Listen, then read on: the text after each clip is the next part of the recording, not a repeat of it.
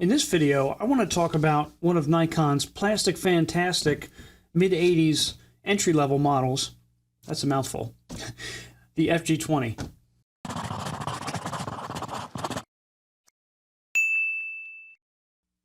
What's up, guys? Today I want to talk about the FG-20, which is what Nikon considers one of their subcompact SLRs. And whenever I hear that term, subcompact, immediately I think of one of those tiny little Mini Cooper things. But because this is from like the mid-80s, we're going to say this is probably more like a Ford Festiva. Now this camera is very similar to the Nikon EM, which is really one of an earlier model of this, and kind of like started the whole plastic subcompact deal for Nikon. And this is very similar to the EM in that they're both plastic, lightweight, entry-level SLRs, and they're kind of stripped of not only the features but really the build quality. And this is one of those cameras that if you accidentally drop it on your foot, you're going to break the camera and not your foot, which is definitely not the story if you were to do the same thing with a professional level SLR. So I'll go ahead, I'll do an overview and point out all the gadgets and the doohickeys real quick.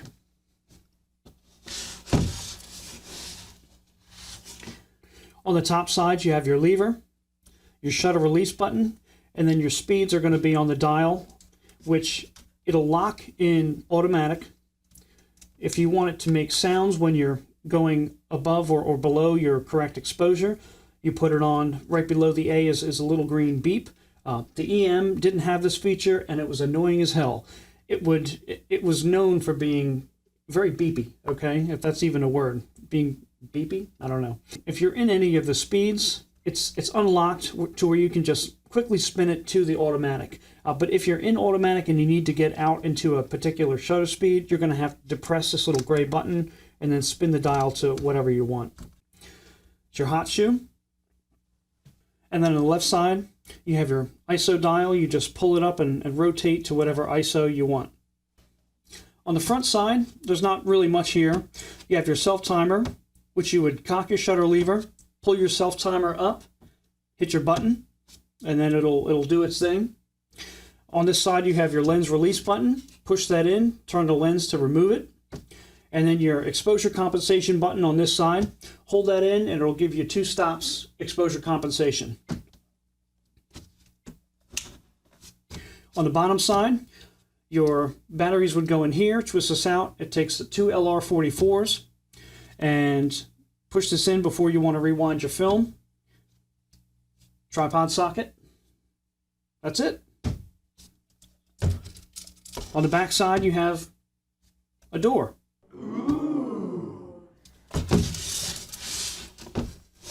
So as you guys can see, there's not too much to the camera.